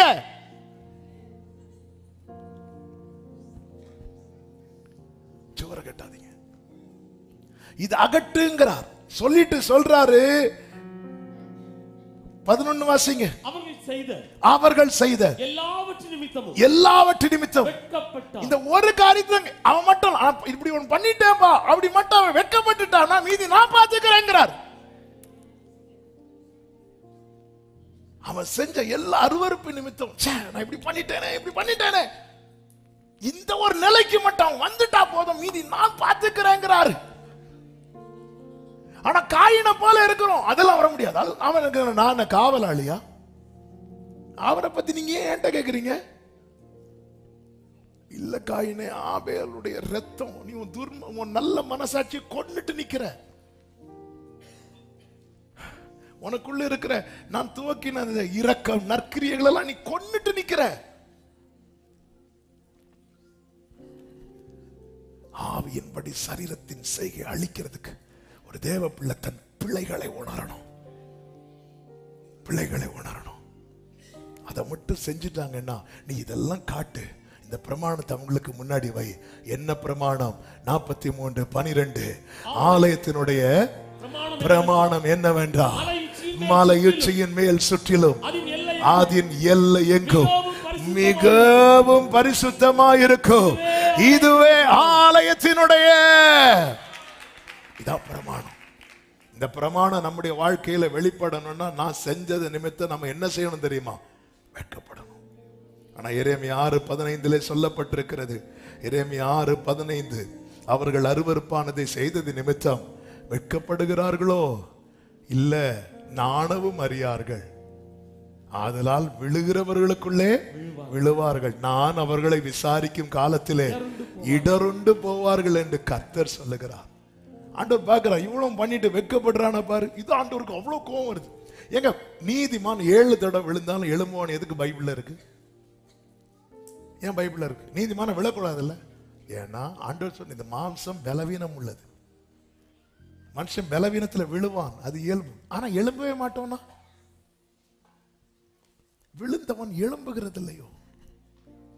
இஸ்ரவேல் வீட்டில் பிறந்த அடிமையோ? எகிப்தில் அடிமையா இருந்தா அவனை வெளியே கொண்டு வந்தேன், வெளியே வந்த நீ அடிமையா இருப்பேன்னா அதான் கேட்கிறார். நீ வீட்டில் பிறந்த அடிமையான்னு கேட்கிறார். வீட்டில் பிறந்த அடிமையான்னு கேட்கிறார். இல்லையே, நீ கண்மலையின் இடத்தில் ஜெனிப்பிக்கப்பட்டவன் அல்லவா? வீழ்ச்சி வந்துட்டுப்பா, நான் உனக்கு சான்ஸ் கொடுக்கிறேன், நீ ஏன் எழும்ப மாட்டேங்கிற? சரி, நீ எழுவ வேண்டாம், நீ கையை தானே தூக்கி விடுறேங்கிற, நீ ஏன் கையை தர மாட்டேங்கிற? அதனால ஆண்டவர் நியமிக்கிறார், விழுகிறவர்களுக்குள்ளே விழுவார்கள். எப்பொழுது தெரியுமா? நான் அவர்களை விசாரிக்கும் காலத்திலே. இவ்வளவு சொல்லிட்டு மீண்டும் சான்ஸ் கொடுக்கிறார். 16வது வசனம், வழிகளிலே நின்று பூர்வ பாதைகள் எவை என்று கேட்டு விசாரித்து நல்ல வழி எங்கே என்று பார்த்து அதிலே நடவுங்கள். அப்பொழுது திருப்பி ஆண்டவர் சொல்றார், நீ இப்ப எந்த வழியில போயிட்டு இருக்க, ஸ்டாப், நில்லு, சான்ஸ் தாரு. தமஸ்குக்கு போற வழியில பவுல ஸ்டாப் பண்ணார்ல, அந்த சான்ஸை யூஸ் பண்ணிட்டார்ல. யூஸ் பண்ணி லைஃப் ப்ரூஃப்ல மாறிட்டு கலாத்தியர் 1 கடைசியில் என்ன சொல்லப்பட்டிருக்கிறது? என்னை பற்றி தேவனை மகிமைப்படுத்தினார்கள் இருக்கு. அப்படி ஆண்டவர் பிடிக்கிறார் நம்மள. பிடிச்சு நீ பாரு, உனக்கு நான் வாய்ப்பு தரேன், அப்படி நல்ல வழி எங்கே என்று பார்த்து அதிலே நடவுங்கள், அப்பொழுது உங்கள் ஆத்துமாவுக்கு இளைப்பாறுதல் கிடைக்கும் என்று கர்த்தர் சொல்லுகிறார். ஆனால் அதிலே நாங்கள் நடக்க மாட்டோம் என்கிறார்கள். நீங்க மட்டும் விட்டு பாருங்க, அடோ நான் பண்ண தப்புதான்பா. முழங்காலில் நிற்க வேதத்தை தினந்தோறும் தேவா ஓ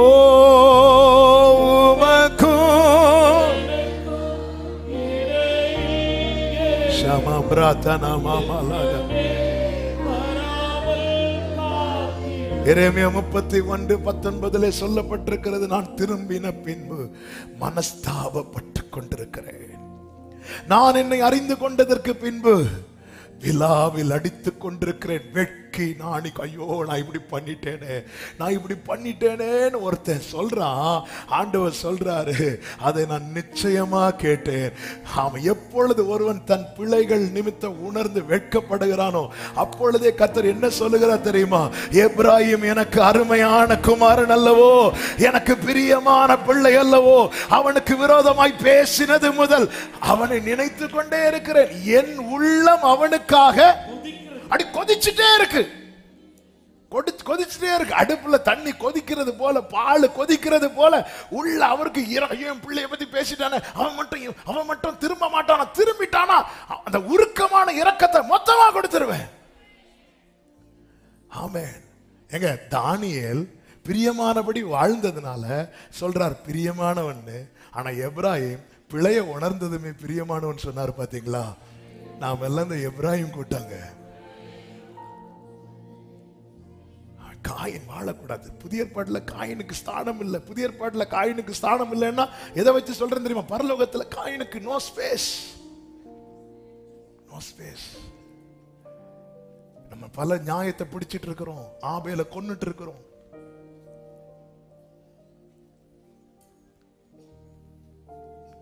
ஒரு வசனத்தை சொல்லி நான் செவிக்க விரும்புகிறேன். மீகா 6வது அதிகாரம். Thank you Holy Spirit. 9வது வசனத்தை வாசிங்க. கர்த்தருடைய சத்தம் நகரத்தை நோக்கி கூப்பிடுகிறது. ஞானம் உள்ளவன் உமது நாமத்தை மதிப்பான். மிலாற்றிற்கும் அதை நியமித்தவர்க்கும் செவி கொடுங்கள். மிலாற்றுக்கும் அதை நியமித்தவர்க்கும் செவி கொடுங்கள்னா புரியும்படி சொன்னா, கம்பு கையில வச்சிருக்கிறார்ல அவருக்கு செவி கொடுங்கள். அதாவது கர்த்தருடைய சத்தம் காமனா தான் வரும். நகரத்தை நோக்கி கூப்பிடுகிறது. இந்த சத்தத்தை 4 சுவருக்குள்ள இருந்து கேட்கிற ஒரு கூட்டம் மட்டுமில்ல, ஆன்லைன் மூலமா ஆயிரங்கள் கேட்டுக் கொண்டிருக்கிறீர்கள். கர்த்தருடைய சத்தம் நகரத்தை நோக்கி வருகிறது. ஞானம் உள்ளவன். ஞானம் உள்ள யார் தெரியுமா? இன்னைக்கு ஆண்டவர் என் கூட தான் பேசுறார், என்கிட்ட தான் சொல்றார். ஞானம் உள்ளவன் உம்முடைய நாமத்தை மதிப்பான். என்கிட்ட எல்லாம் காயின்லாம் கிடையாது, அப்படி இல்லை. இன்னைக்கு காயின் ஆபேல் உனக்குள்ள இருக்கிறார்னு வார்த்தை வருதுன்னா எஸ். அதனாலதான் பவுல் சொல்லுகிறார், அவன் நிர்பந்தமான மனுஷன் இல்ல, நான் நிர்பந்தமான மனுஷன். யார் இந்த பாவ சரீரத்திலிருந்து கர்த்தருடைய சத்தம் இப்படிதாங்க துணிக்கும். ஞானம் உள்ளவன். உலகம் சாலமோனை ஞானி என்று கொண்டாடும், பரலோகம் சத்தத்துக்கு செவி கொடுக்கிறவனை ஞானி என்று கொண்டாடும். ஆண்டவருக்கும் நமக்கும் நடுவில் அது நமக்கு ரொம்ப பிடிச்சதா இருந்தாலும் வேண்டாம். ஆண்டவரே அது என்னால தானா முடியல, உனக்கு தானா முடியாதுன்னு தெரியும். அதனாலதான் பரிசுத்த ஆவியை சம்பூரணமாய் அவர் எப்பவுமே நம்மளை இயேசுவோடு வச்சுட்டே இருப்பார். சகல சத்தியத்துக்குள்ளும் அங்க இங்கேயும் சாயவே விட மாட்டார். அவரோடு இப்படி ஒரு வாழ்க்கையை யார் விரும்புவாங்க தெரியுமா? ஜெயிக்கணும் ஜெயிக்கணும் ஜெயிக்கணும் ஜெயிக்கணும் ஜெயிக்கணும் என்கிற ஒரே எண்ணத்தோடு வாழ்கிறவங்க. என் பெயர் வெட்டப்படவே கூடாது. என் பெயர் வெட்டப்படுதுனாலே நான் வெட்கப்பட போறேன்னு அர்த்தம். என் பெயர் வெட்டப்படலைன்னா நான் வெட்கப்பட்டு போவது இல்லை. எழுந்து நிற்கலாமா? எழுந்து நிற்கலாமா?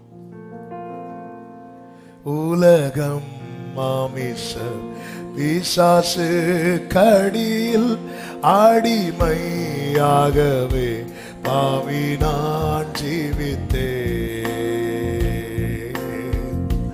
நிம்மதி இழந்தேன், தூய்மையை மறந்தேன், மனம் போல் நடந்தேன், ஏமாற்றம் அடைந்தேன்.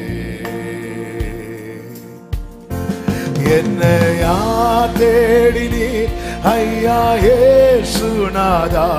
உம்மை மறந்த ஓர் ஆமென். என்ன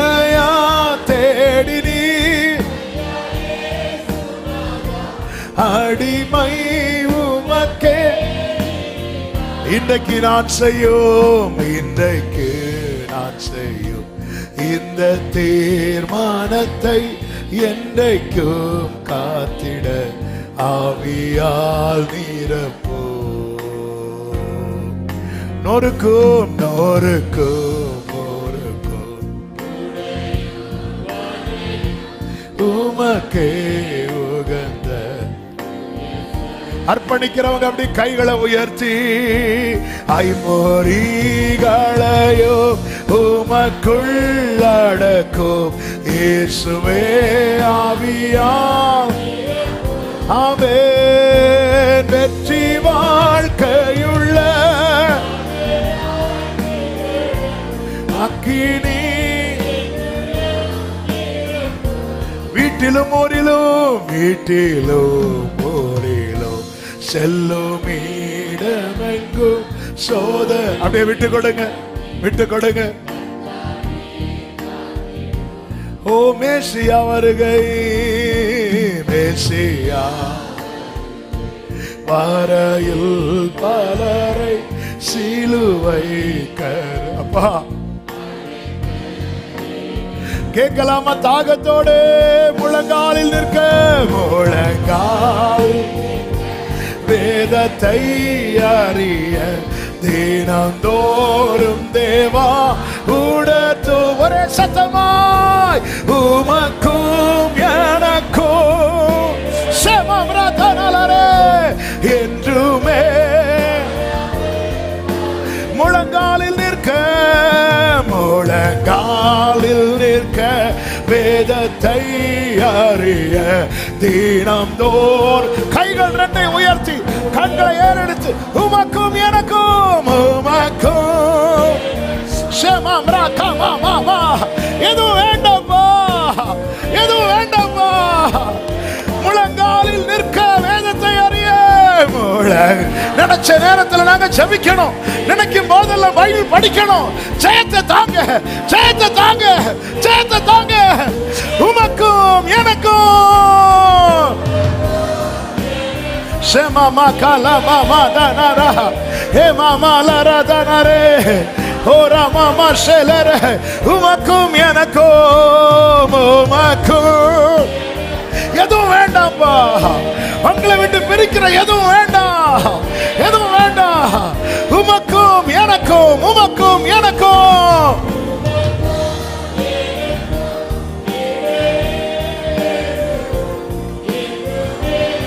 ஹalleluya, ஹalleluya, ஹalleluya. அப்படியே வலது கரத்தை உயர்த்தி இடது கரத்தை இருதயத்தில் வை. உமக்கும் எனக்கும் எதுவும் வந்துடக்கூடாது. இன்னைக்கு ஜெபம் பண்ணுங்கிற ஆசை இருக்கு, உள்ள ஆவேல் இருக்கிறான், ஆனா காயின் விட மாட்டேங்கிறான். நல்லா இருக்கு வார்த்தையில கேட்கும் போது அப்படி இருக்கணும் இப்படி இருக்கணும் நினைக்கிறோம். மாம்சம் நம்மளை மேற்கொள்ளக்கூடாது. ஆவியினாலே சரீரத்தின் செய்கை. இந்த இயர்ல எனக்கு இதுல ஜெயம் வேணும்பா. நான் நினைக்கும் போதெல்லாம் ஜெபிக்கணும். பைபிள் படிக்க நினைக்கும் போது எனக்கு பைபிள் படிக்கணும். ஜெபமும் வேதமும் தேவனை கிட்டி சேர்வதற்காக தேவன் நமக்கு ஏற்படுத்தி தந்த காரியம். ஹல்லேலூயா.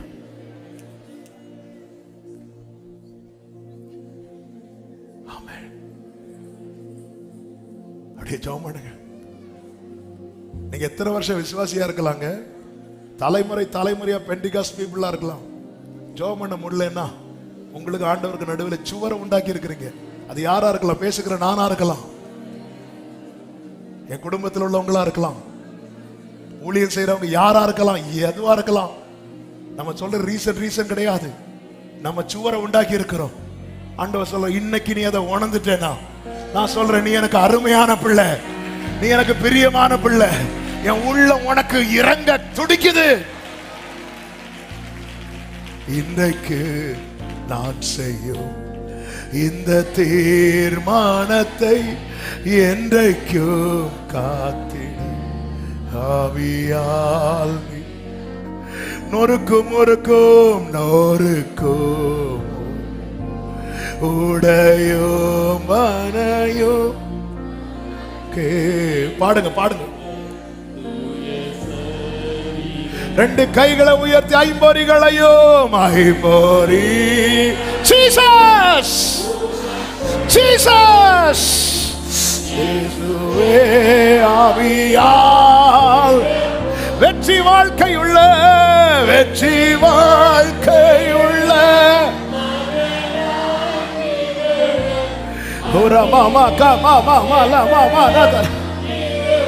வீட்டிலும் ஊரிலும் வீட்டிலும் ஊரிலும் செல்லும் இடமெங்கும். ஆண்டவரே, உங்களுக்கு தெரியும் எங்களுக்கு வரக்கூடிய சோதனை எப்படிப்பட்ட சோதனை. நாங்க எதுல விழுவோம்லாம் உங்களுக்கு தெரியுமே. மேசியா ஊழிய வாஞ்ச இருக்குப்பா, சுவிசேஷம் சொல்லணும்னு ஆசை இருக்குப்பா, ஆனா விழுந்து விழுந்து முடியாம போகுதுப்பா. கிருபை தாங்கப்பா, கிருபை தாங்கப்பா. அப்படியே கேளுங்க. முழங்காலில் நிற்க முழங்காலில் நிற்க வேதத்தை அறிய தினந்தோறும் தேவா உமக்கும் எனக்கும் உமக்கும் எனக்கும் இயேசுவே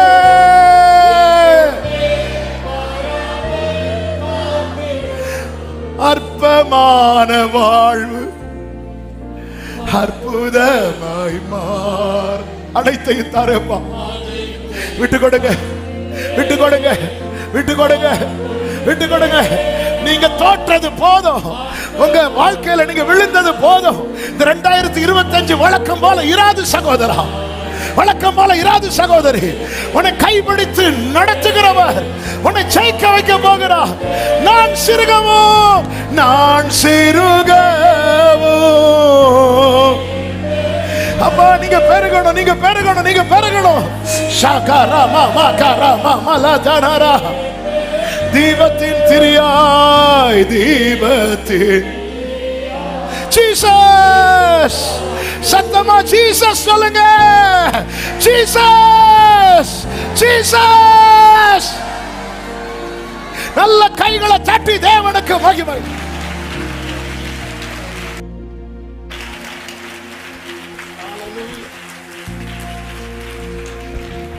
ஜீசஸ். ஹல்லேலூயா. நீங்க விழுறது மாதிரி தோணுதுன்னா சத்தம் போட்டுருங்க, சத்தம் போட்டுருங்க, அப்பாடு கூட்டுருங்க. விழுற மாதிரி அந்த இடத்துல பெருசா நாங்கெல்லாம் இல்லைங்க. யாருங்க விழல? இயேசுவை தவிர பைபிள் எல்லாருமே விழுந்தவங்க தாங்க. ஆனா சான்ஸை யூஸ் பண்ணி எழும்பிட்டாங்க. யாருங்க விழல?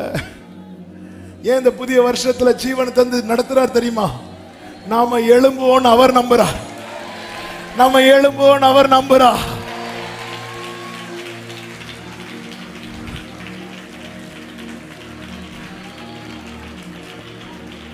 ஆனா ஒரே ஒரு இருதயத்துல இந்த தீர்மானத்தை மட்டும் வைராக்கியமா எடுத்துருங்க.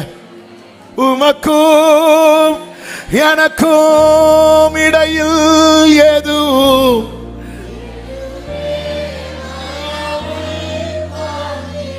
அதனாலதான் தாவீது எப்படி ஜெபம் பண்றார் தெரியுமா? நான் எப்பொழுதும் வந்தடையத்தக்க ஆண்டவரே, நான் எப்ப நினைச்சாலும் எனக்கு வரணும் உங்ககிட்ட. எனக்கு ஆகஸ்ட் ஜெபத்துல மட்டும்தான் வர முடியும், அல்லது கம்யூனியன் டைம் மட்டும் அப்படி இருக்க கூடாது. நான் எப்ப நினைச்சாலும் எனக்கு திடீர் தூக்கம் வரல, அப்பா கிட்ட போய் இருக்கணும். அப்படி ஒரு உறவு எனக்கு உமக்கு இடையில எதுவுமே வேண்டாம். அப்படி விரும்புறவங்க மட்டும். எனக்கு இந்த ஜெபத்தை முடிக்க முடியல. சும்மா இருக்கிறவங்க சும்மா இருந்துக்கோங்க, நீங்க போனா கூட போய்க்கலாம். ஆனா சில உள்ளங்களுக்காக ஆண்டவர் திரும்ப ஜெபிக்க வைக்கிறார். சில உள்ளங்களுக்காக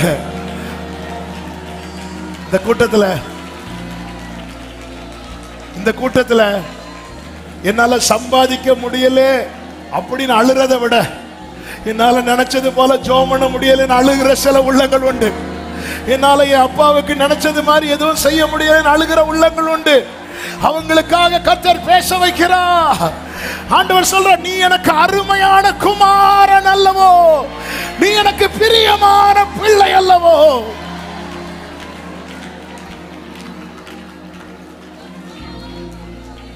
நாதானின் ஸ்நேகம் பெருகட்டும், பெருகட்டும், பெருகட்டும்.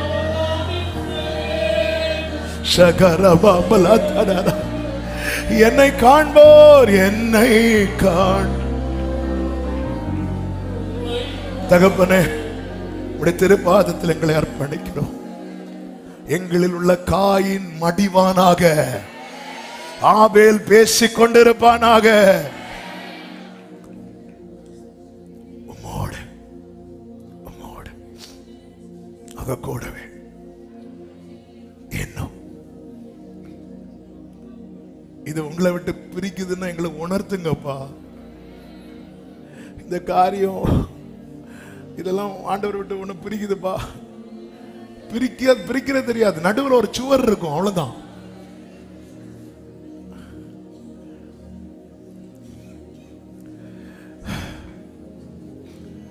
இந்த சுவர் இருந்தா என்ன தெரியுமா?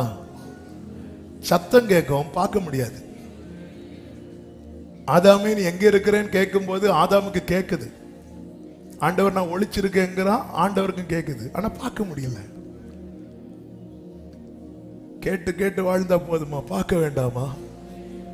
யோபு சொல்லுகிறார், என் காதினால் நான் உம்மை குறித்து கேள்விப்பட்டேன், இப்பொழுது என் கண்கள் உம்மை காண்கிறது. நம்ம எல்லாம் கேட்டதை வச்சு பரவாயில்ல பரவாயில்ல, நம்ம எல்லாம் கரெக்டா தான் இருக்கிறோம், உள்ளதா இருக்கிறோம். பார்க்கணுமே, உம் மகிமையை பார்க்கணுமே, வல்லமையை பார்க்கணுமே, தயவை பார்க்கணுமே, கர்த்தர் எனக்காய் நிற்கிறத பார்க்கணுமே, சத்துரு விழுவதை பார்க்கணுமே, நான் ஜெயிக்கிறத பார்க்கணுமே, என் பிள்ளைங்க எழுப்பி நிற்கிறத பார்க்கணுமே.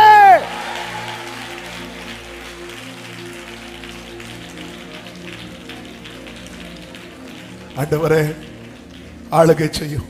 ஒருத்தரை விட்டுறாதீங்க, ஒருத்தரை விட்டுறாதீங்க. எங்களுக்கு தானாய் ஒண்ணுமே செய்ய முடியாது. நீ வான்னு சொல்லி விட்டா நாங்க காணாம போயிருவோம். உங்க தோள்லையே வச்சுக்கோங்க, சுமந்து கொண்டு சொல்லும். இந்த ஆண்டு ஜெயிக்கணும்பா. ஸ்பிரிச்சுவல் சைட்ல எது எது வளர முடியல என்று இருந்தாங்களோ அது எல்லாத்தையும் இவங்க ஜெயிக்கணும், ஜெயிக்கணும், ஜெயிக்கணும். அப்படியே ஆட்கொள்ளும். சமாதானத்தோடு அனுப்பி சாட்சியாய் கொண்டு வரும். மகிமை, கனம், துதி, ஸ்தோத்திரங்கள் அனைத்தும் ஒருவருக்கே செலுத்துகிறோம், இரட்சகர் இயேசு கிறிஸ்துவின் நாமத்தில் பிதாவே, ஆமென். என் ஆத்துமாவே கர்த்தரை ஸ்தோத்திரி, முழு உள்ளமே அவருடைய பரிசுத்த நாமத்தை ஸ்தோத்திரி. என் ஆத்துமாவே கர்த்தரை ஸ்தோத்திரி, கர்த்தர் செய்த சகல உபகாரங்களை மறவாதே. ஆமென். நம்முடைய கர்த்தராகிய இயேசு கிறிஸ்துவின் கிருபையும் பிதாவாகிய தேவனுடைய அன்பும் பரிசுத்த ஆவியானவருடைய ஐக்கியமும் சிநேகமும் பாதுகாவலும் நம் அனைவரோடும் எல்லா பரிசுத்தவான்களோடு கூட கர்த்தருடைய வருகை மட்டும் தங்கி இருப்பதாக. ஆமென். ஹல்லேலூயா. God bless you. கர்த்தர் உங்களை ஆசீர்வதிப்பாராக. ஆமென்.